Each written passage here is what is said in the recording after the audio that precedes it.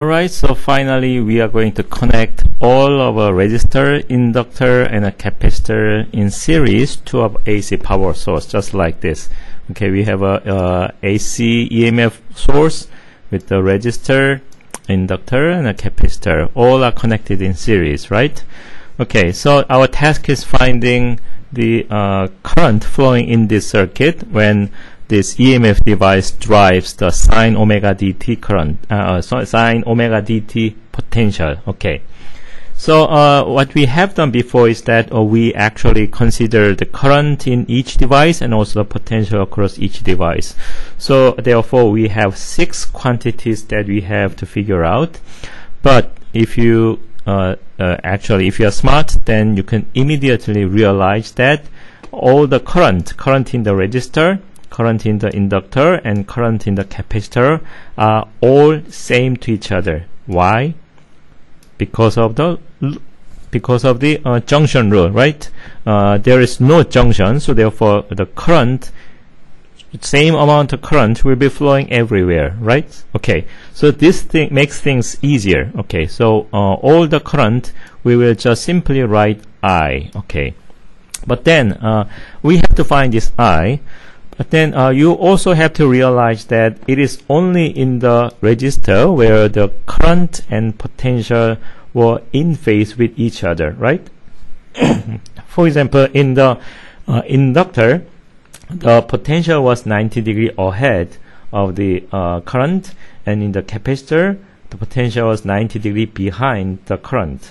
So therefore, when they are all together, anyway, the current and potential will be not in phase. So therefore, in order to express it, let's do it this way. Okay, we first begin by having the AC source whose driving frequency is omega d, and then the phase angle is simply omega dt. Okay, we just use it this way. And then now we want to express the current. So for the current also follows the sine omega dt, but its phase angle is shifted. Is omega dt minus phi, and the phi is not 0, which means that now the current and potential are not in phase. They are at different angle. Okay, and this current, okay, it also changes as a function of sine. So therefore, we can again use the phasor, which we actually discussed in the previous slide. So okay, this is the phasor for the current, and in this case this angle is omega t minus phi. Of course, in fact, as the time goes on, this will continue to rotate, but we think about a certain moment where this phasor for the current is at this location. Okay, and then now we have to remember that the potential in the resistor was actually in phase with the current in the resistor, and then the current is the same everywhere, right? So therefore, if you draw the phasor for the potential in the resistor, it will look like this, which means that it is at the same angle with the current, right? Okay, and then how about the potential in the inductor? It is 90 degrees ahead. Okay, so if it's 90 degrees ahead, it will be over here. And then how about the potential in the capacitor? It will be 90 degrees behind the current, right? So therefore, it will be pointing along this direction. Okay, okay, so we have prepared the phasors for all 3 potential in 3 devices. And then next what? According to the loop rule, now this potential VEMF from the EMF device is actually equal to the summation of all the potential from 3 devices, right? So which means that in order to make a relation between the potential in the 3 devices and the potential of the EMF device, we actually have to make summations between these 3 potential, right? Okay, so how do we make summation? These arrows are just like vectors, so you can directly add them just like you are adding vectors. Okay, the easiest thing first, we can add this VL and then VC simply by understanding which one is longer, okay, because they are pointing away from each other, right? So therefore, in this particular case, of course, VL does not necessarily have to be larger than VC. It depends on what kind of frequency you have. It depends on what kind of inductance or capacitance you have. But suppose in this particular case, we suppose VL is larger than VC, okay? And then, of course, if you add them, their addition will be something like this, right? Because VL in this case is slightly larger, okay? And then we also have to add this to VR, which is 90 degrees away, okay? So how do we get it? Of course, when you try to add two arrows or vectors which are 90 degrees away from each other, of course, you can use a Pythagorean theorem, okay? So according to the Pythagorean theorem, okay, this is the final phasor for the this potential in the AC source, or the summation of all the potential of all three other devices, okay? So then what you get is this. This is, of course, following the Pythagorean theorem. And then at the same time, you know that VR is equal to current amplitude multiplied by the resistance. And then we also learned from the previous pages that VL is equal to the current amplitude multiplied by the inductive reactance. Okay, I'm sorry, inductive reactance. And then VC is equal to the current amplitude multiplied by the capacitive inductance, right? Okay, so this is how we get it. And then if you actually take this square of the current amplitude out of the bracket, and the remaining part is something we call impedance of the RLC circuit, and mathematically it's written this way. And why is it important? If you take a look at it, it's just like V equals IG, which is similar to V equals IR, right?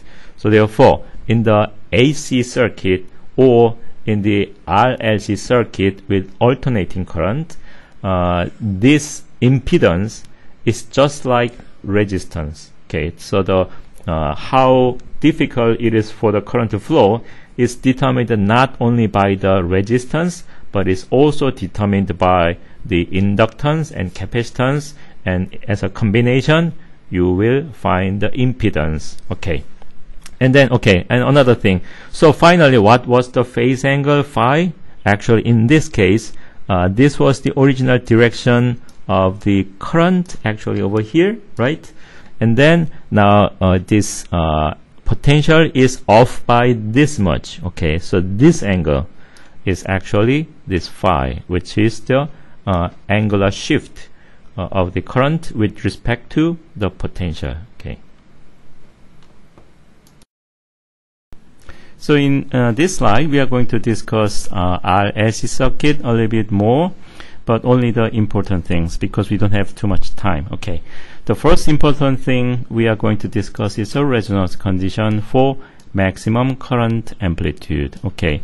You know, in this circuit, we have an impedance in which the resistance and the inductance and capacitance all contribute to the impedance, right?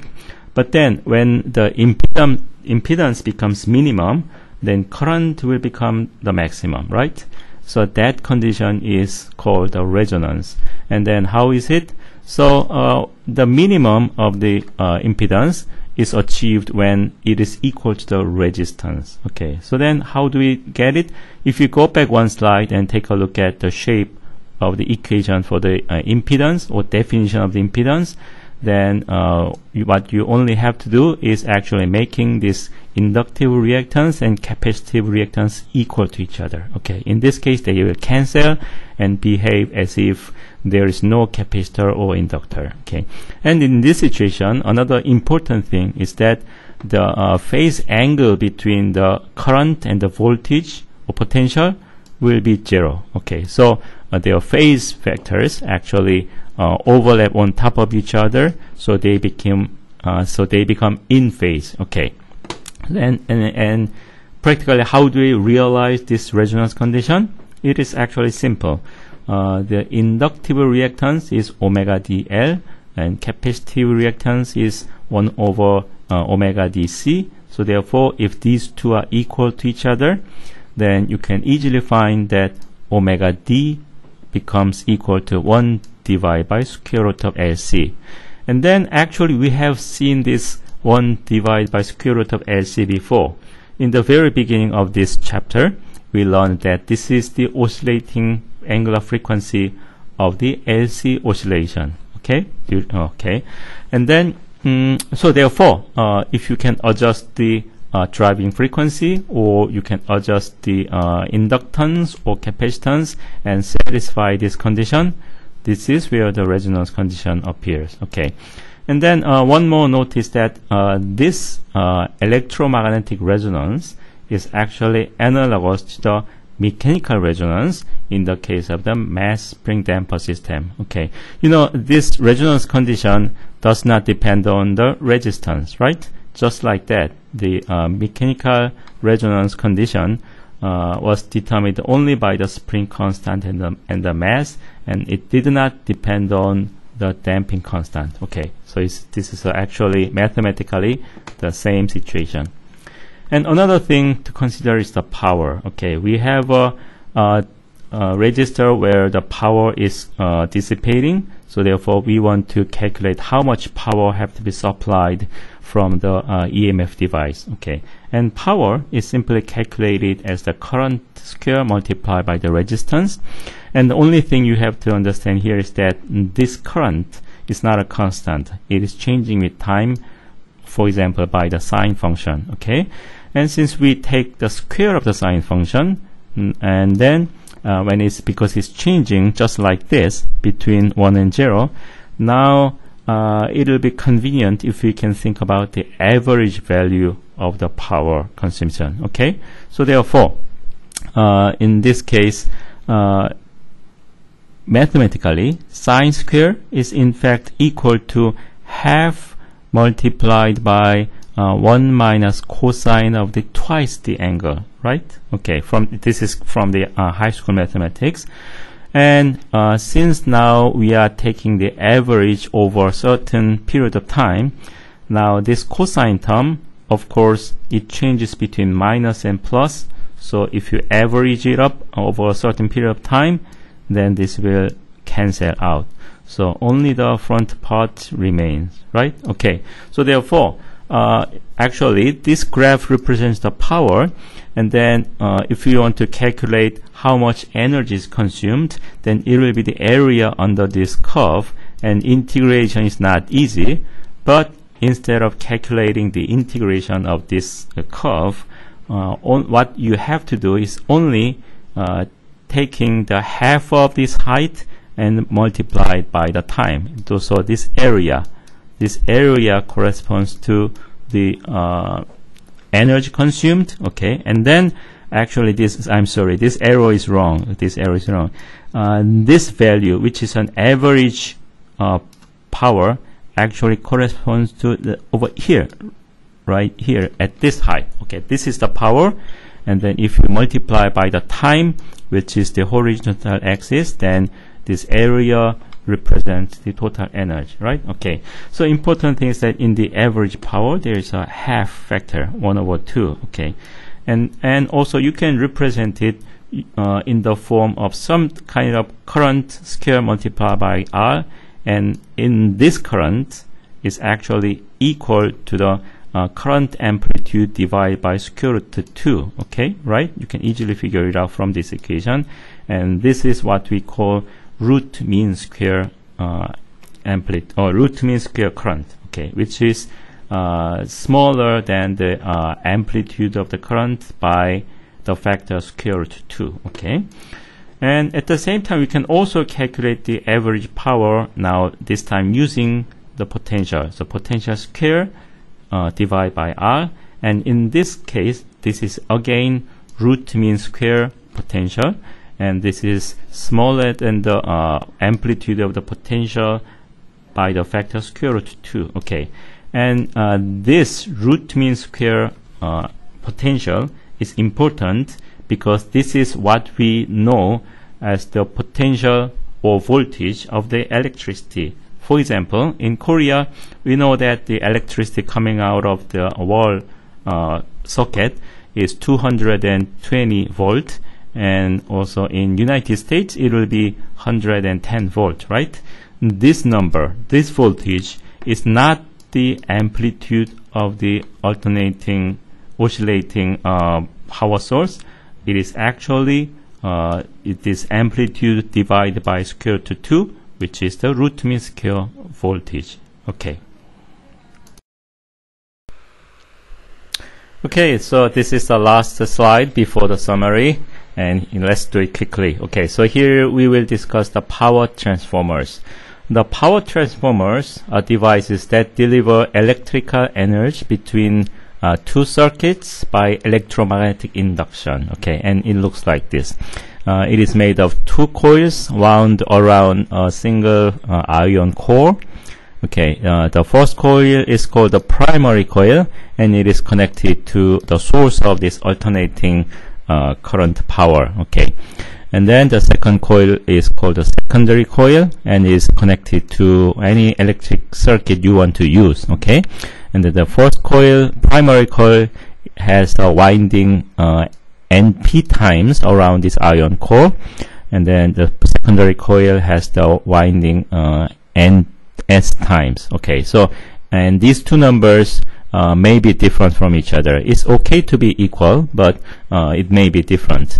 And when this alternating current power supply actually supplies the electric potential in the form of, say, sine function, then when its amplitude of this potential is Vp, then of course the potential changes, so therefore the current changes, and it will create the magnetic flux, which is delivered along this iron core and transferred to the secondary coil.